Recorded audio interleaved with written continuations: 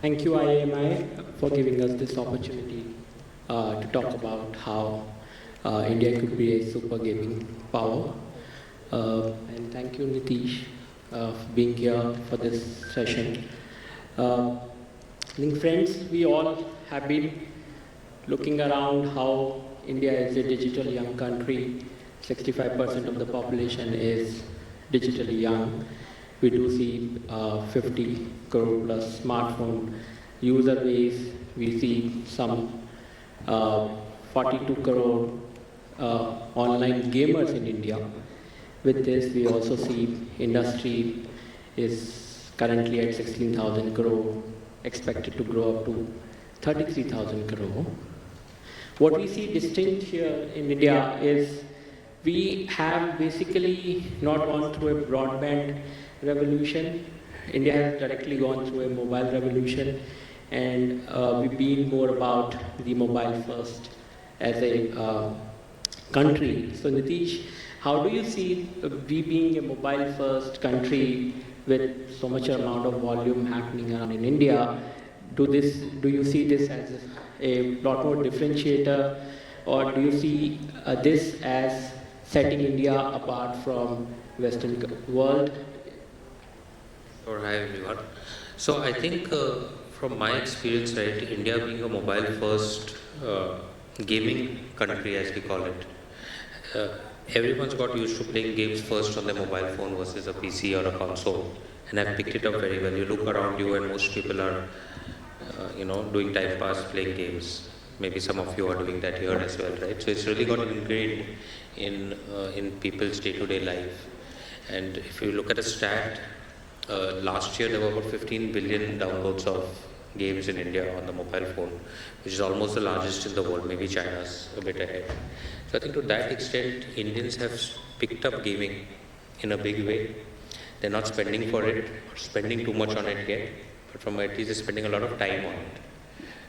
And I think it sets a very good base to grow from here on. I think it's going to be the reverse. Internationally, people played on PCs or consoles and then picked up mobile.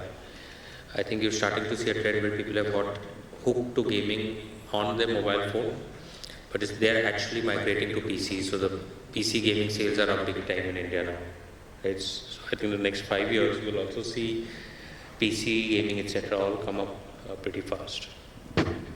Sure. Currently, if we see India, it's more about casual, hyper-casual games, RNG contributing like biggest chunk into the revenue numbers as well.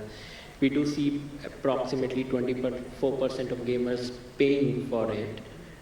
Do you also see a lot of other monetization avenues popping up, different game types kind of coming up, which could kind of start looking at from a monetization standpoint? See, in terms of monetization on gaming, if you look westwards, if you look at the US market, maybe there's $100 billion gaming business. It's largely driven by a few percentage of players, right? Maybe 3-4% of players paying significant amounts playing these games, whereas the rest of them play for free and are mostly monetized through advertising. In India, the monetization on IAP is still slow. We prefer, because we are casual in nature, first-time gamers, prefer to play games for free, and a very small percentage is paying for it. Also, the ARPUs are low.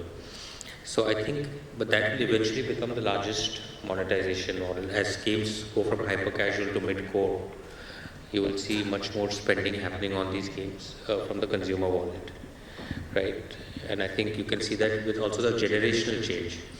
As younger kids are picking up mobile phones and digital devices, their willingness to spend is a lot more, right? I've got 2 young kids, and the pester power of I want to buy this and buy that on the game is significant and very difficult to say no to them, right? So I think as a younger generation starts spending money, the amount of money spent on gaming versus other things will significantly increase.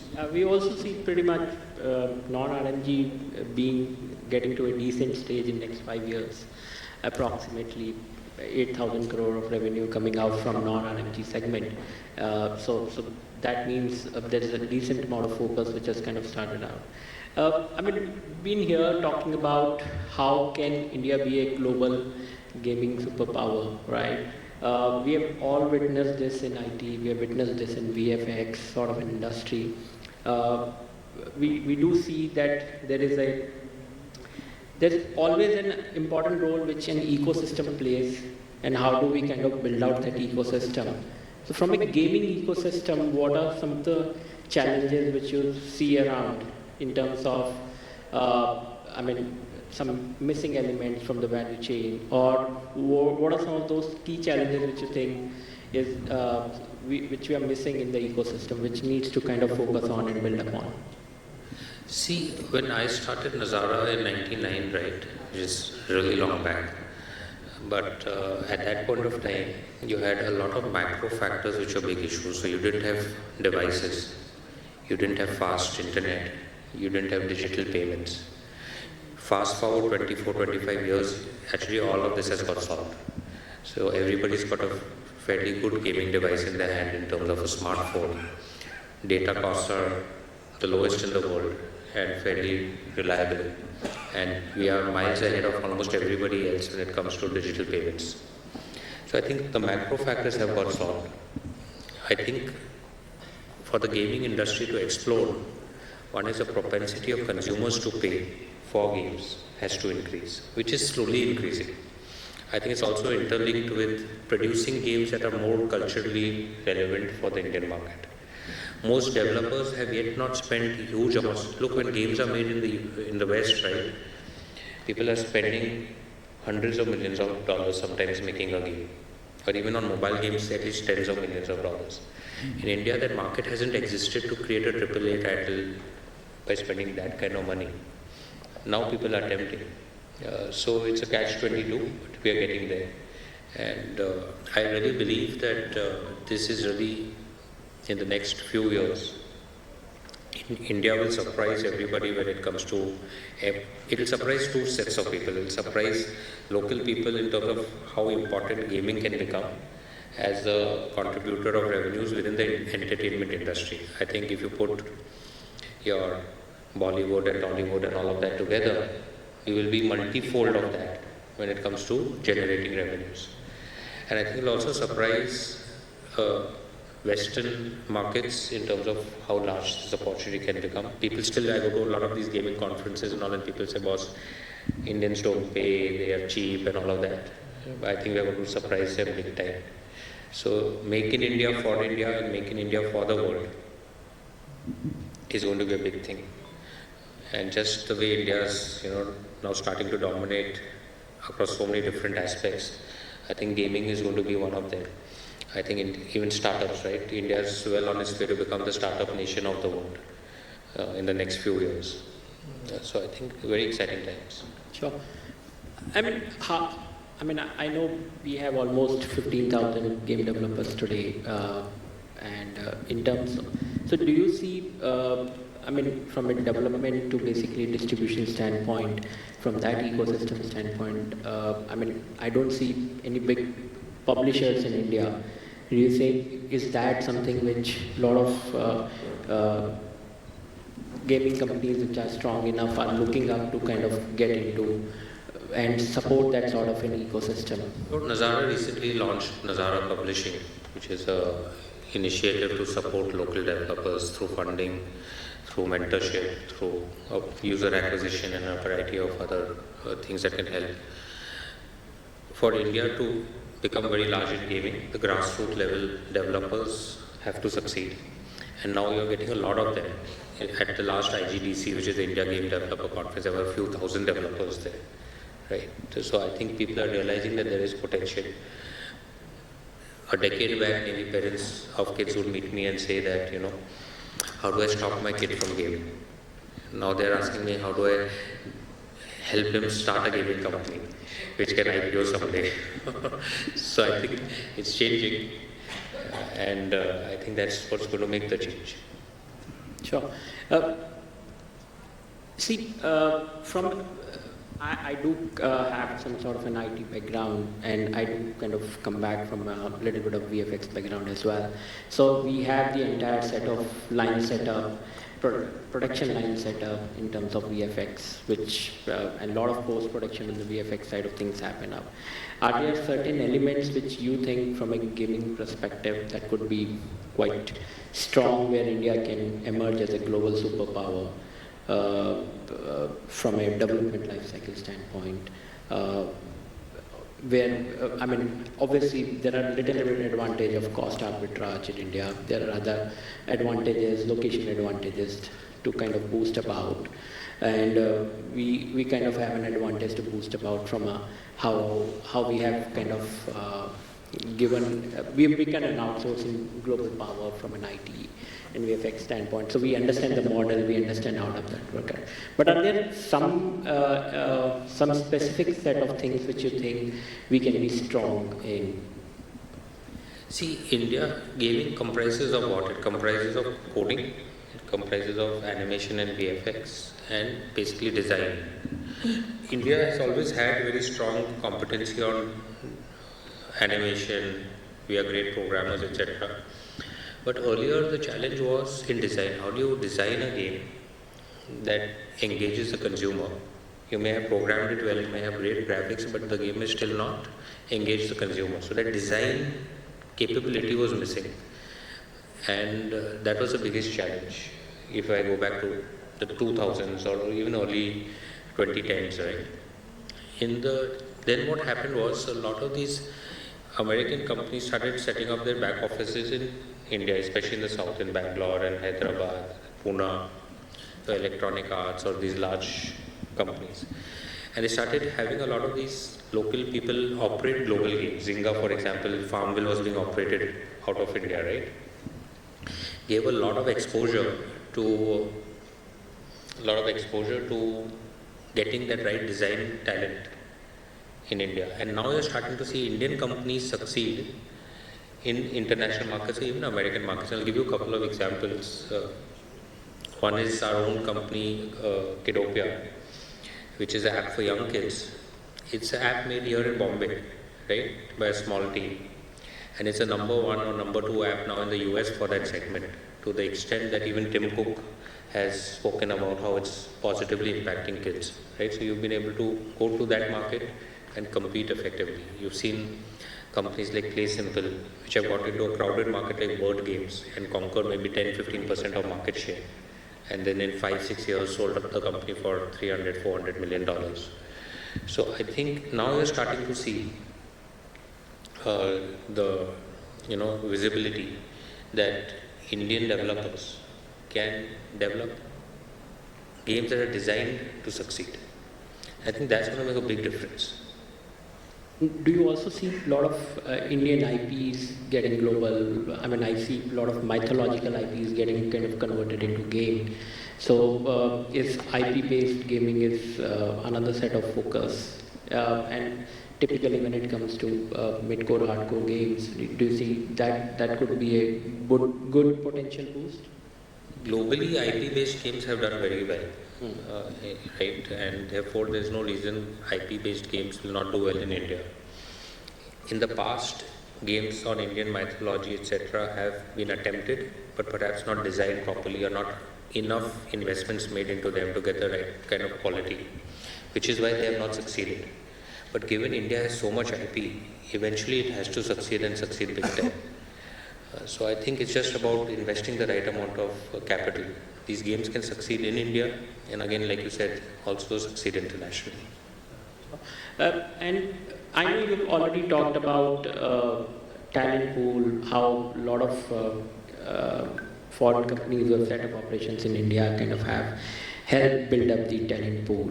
What are some of the initiatives which you guys are kind of focusing on, from building talent, building that sort of a pool in India as a market? Are there some aspects which you guys are focusing on? I think the right skilling is going to be essential to set the base, and therefore it's a industry plus government collaboration that needs to happen. And I'm seeing a lot of state governments, although the national government has set up ABGC task force, etc., and are trying to promote it. lot of state governments are very proactive in wanting to get gaming, set up incubators, set up these kind of associations that can help it. And I'm seeing the secretaries there and the bureaucrats being very forward looking in terms of doing that. So I think whether we've had discussions in Rajasthan, we've had discussions in Telangana, and they're going out of their way, so proactive in wanting to do it, that I think it will happen. Great. So, I think when we talk about an ecosystem enabler, we could see a lot of startups flourishing around. We have almost 1,400 gaming startups to kind of look at. As Nitish is saying, there are a lot of focus around the task force building and the skill building around. Then there are aspects like how you make in India and make in India for global kind of things to look at, and as well as a lot of Indian players are also kind of getting into publishing side of the things, which were some of the gaps. So I think from an ecosystem enabler, these are some of the important aspects to kind of look at. From an external enabler standpoint, I think digital is one of the big enablers. We all are seeing 5G connectivity happening across. We see a lot of UPI payment happening across, some 8,000 crore plus of UPI payment on gaming. So those are some of the aspects which you see. Do you see more of any digital enablement coming around, which could have? I think basic enablements like UPI and all of that has already happened, right? I think now the next game changer is new tech, which is going to take gaming to a completely different level. So what we are very excited about today is Web3, for example. While I know NFTs got kind of a lot of hype and then went down big time, but I think digital asset ownership in games is going to be one mass adoption and will change the value proposition for a lot of gamers, or at least a certain class of gamers. VR is going to eventually be transformative for gaming, while the headsets are still very expensive. And we've been looking at VR, for example, for a decade now. Thankfully, one of my investors was pushing me very hard in 2011 to set up a VR studio. Thankfully, I didn't do that. I burnt a lot of money. But now I feel that we are getting much closer with the Vision Pro or a Meta or even Sony VR, right? And you've got big players. You've got Meta, you've got Apple, you've got Sony. So you'll see these technologies significantly accelerate in terms of what they can do and also the pricing, right? And it's just going to be on your glasses or your sunglasses. And I've recently been playing around with the Vision Pro. The experience is completely different here. It's another thing that your wife thinks you've gone crazy. Because at 12 o'clock at the night I'm sitting and playing in the air. But it's just completely transformative, because you go from playing a game to being in the game, right? So I think you're seeing an AI. AI is going to change the way games are produced. It's going to change the way you engage with the players also through various AI characters, etc. So if you look at all these technologies and you multiply them, it's compounding in terms of transforming the experience. And I feel now digitally it's all equalized here. It's not like first West will adopt, then India will adopt. I think chances are India will adopt faster than anybody else.